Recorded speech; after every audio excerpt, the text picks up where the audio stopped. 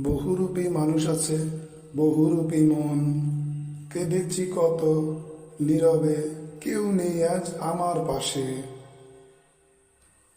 কখনো ভাবিনি এভাবে ছেড়ে যাবে আমাকে।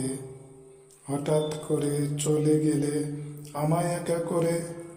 দুঃখ নিয়ে কাঁদি এখন সারা নিশে জেগে।